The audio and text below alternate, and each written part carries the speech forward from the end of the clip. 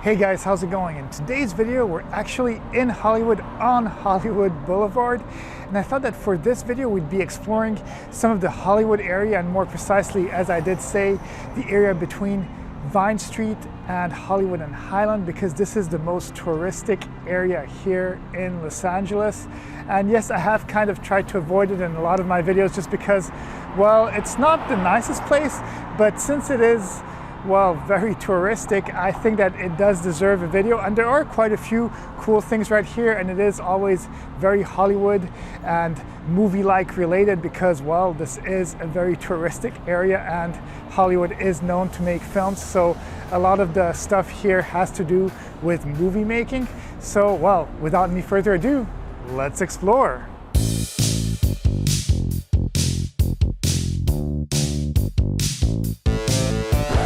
Hollywood is a neighborhood in the central region of Los Angeles, California. This area was incorporated as a municipality in 1903 and consolidated with the city of Los Angeles in 1910. Soon thereafter, a prominent film industry emerged, eventually becoming the most recognizable in the world. As for Hollywood Boulevard, it is a major east-west street in Los Angeles, California. Parts of the boulevard are popular tourist destinations, primarily the 15 blocks between Brea Avenue east to Gower Street, where the Hollywood Walk of Fame is primarily located. Since I love theater, every time that I come by a theater, I have to highlight it. And here on Hollywood Boulevard, we have a really big theater, which is called the Pantages Theater. It's existed here in Hollywood since 1930, so it's a pretty old theater. But what I love about this place is that they have some of the biggest performances right here on the West Coast. They take a lot of the shows from Broadway and then they have them play here at the Pantages Theater. Now there's Hamilton playing, but they have other shows like The Lion King, Phantom of the Opera, many big things. And yes, since I like to support the arts, I do say if you're ever here in Hollywood and you want to see a live performance, come to the Pantages. Adjacent to the theater is the prestigious W Hotel, which is part of an American upscale lifestyle hotel chain owned by Marriott International that is marketed toward a younger age group. And right under it is the Hollywood Vine Metro station, which makes this area super convenient to get to. The LA Metro is not the biggest in the nation, but the areas that it caters to are usually the most popular with tourists. One notable store in this area is Amoeba Music, which is an American independent music store chain with locations in Berkeley, San Francisco, and Hollywood, Los Angeles, California. Founded in 1990 in Berkeley, California, primarily operating on reselling used goods, Amoeba has survived the decline of CD sales since the early 2000s with its trade-in program and the advent of the vinyl revival. Hollywood is known for its movies, but there's also another industry that is very big here in Los Angeles, and it's the industry of music making. And the building behind me is the building of Capitol Records, which is a very known label here in America. It's owned by Universal nowadays, but back in the day, they were actually owned by EMI, which is a big British music label. And Capitol Records is the American distributor of the Beatles albums, so this is kind of how they were known, and they were really huge back in the day during the whole Beatlemania phase. And Capitol Records is still very active, and it's really cool to look at because it's a very cool building, and it's also a building that you see from the freeway, so pretty much anybody living here in Los Angeles will come by it, will see it at some point or another, and this is actually what it is. The Capitol Records Tower is a 13-story tower designed by Louis Najdorf of Welton Becket Associates. It is one of the city's landmarks and has been described as the world's first circular office building. On an interesting note, the blinking light atop the tower spells out the word Hollywood in Morse code. This was an idea of Capitol Records' then president, Alan Livingston, who wanted to advertise Capitol's status as the first record label with a base on the West Coast. In April 2011, Capitol Records and artist Richard White Jr. restored his Hollywood Jazz mural on the south wall of the Capitol Records building. Entitled Hollywood Jazz 1945 to 1972, it presents larger-than-life images of a number of notable jazz musicians. One of the highlights here in Hollywood, and pretty much the thing that I think this street is known for, is the fact that its sidewalks are filled with stars, and these stars go from Hollywood and Highland all the way to Hollywood and Vine.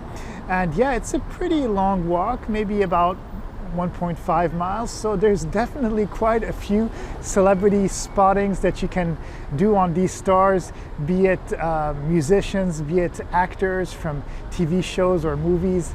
And yeah, this is kind of one of the fun things to do, is to try to find the celebrity that you've always loved and see their name on one of these stars. The Hollywood Walk of Fame is a historic landmark which consists of more than 2,705 pointed terrazzo and brass stars embedded in the sidewalks along 15 blocks of Hollywood Boulevard and 3 blocks of Vine Street. The stars are permanent public monuments to achievement in the entertainment industry, bearing the names of a mix of musicians, actors, directors, producers, musical and theatrical groups, fictional characters, and others. The Walk of Fame is administered by the Hollywood Chamber of Commerce and maintained by the self-financing Hollywood Historic Trust. Of course, in Hollywood, one of the most notable places is the TCL Chinese Theater, which is known because they have a lot of huge Hollywood premieres right here, and this theater has existed for a really long time, pretty much since the beginning of Hollywood, and it's still used up to this day. It's a regular theater most of the time, but at the same time they also close the street very often to have movie premieres. And apart for the TCL Chinese Theater, there's also the Egyptian, which is another themed theater with the theme of Egypt. And I wanted to highlight it a little bit more, but unfortunately they're under construction, so I was only able to get a few shots of it, but they're both really cool theaters. The Egyptian Theater is more for independent movies. They have a lot of stuff that is held by the Cinematheque, and it's a lot of foreign films, independent films, whereas the TCL Chinese Theater, it's more the big Hollywood movies, but both of them have their own charm. Apart from the Chinese and Egyptian theater, this area also features the Capitan Theater, which is owned by the Walt Disney Company and serves as the venue for a majority of the Walt Disney Studios' film premieres. Below the theater is a small exhibit space, often used to display props from the films, such as costumes or set pieces. Next door is the adjacent Disney soda fountain and studio store, where patrons can purchase ice cream themed to the film currently playing in the cinema next door. This area, having such iconic themed theaters like the Grauman's Egyptian Theater, the El Capitan Theater, and the Chinese Theater, makes it the obvious place to visit while in this area. The closer you get to Hollywood and Highland, well, the more tourists you're going to see, the more people you're going to see, but at the same time, there's a lot more entertainment. And one thing that I wanted to highlight is all of the museums that are in this area. There's a Museum of Illusions, there's the Ripley Believe It or Not, which shows a lot of really weird stuff that happens in this world and on this earth. Then there's the older wax museum, which is kind of a older museum, but at the same time, what I do appreciate is the fact that it does have kind of that nostalgia to it. And if you want to see a more updated museum, well, you can always go to Madame Tussauds, which is much newer and has a lot of spectacular celebrities and wax pieces. And yes, museums technically have to be about learning something that is cultural, but at the same time, it is about getting entertained. And we are in the city of entertainment, the city of Hollywood. We are known for movies and entertainment, so treat yourself to a cool museum. Adjacent to all the museums is the Hollywood and Highland Mall, which is a shopping center and entertainment complex located at the corner of Hollywood Boulevard and Highland Avenue. At the moment of filming, they are renovating it, and therefore many of the nice decorations are covered, making this area look somewhat rough. During normal times, this is actually the cleanest and best area to visit on the Hollywood Strip.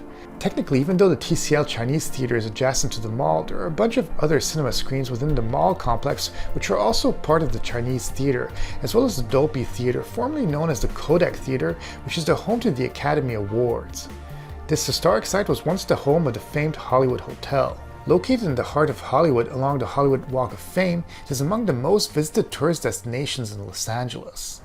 Not too far away from all of that touristic Hollywood Boulevard, and to be more precise, on Sunset Boulevard, we actually have the Sunset Bronson Studio, which is really cool and historic because back in 1927, they filmed the first movie that had sound in it called the Jazz Singer, and this is also the location for the offices of Netflix. And close to this studio, the Sunset Bronson studio, we also had the Sunset Gower studio, which was the location where they filmed Saved by the Bell and many other shows. But I'm a 90s kid, so I love Saved by the Bell.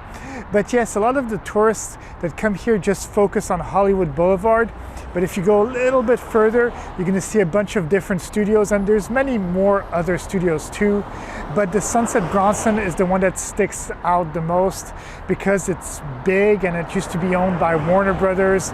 And then it also has the KTLA5 antenna, which is our local channel here in Los Angeles. And yeah, it's a very iconic place, at least for people living in LA that drive here all the time.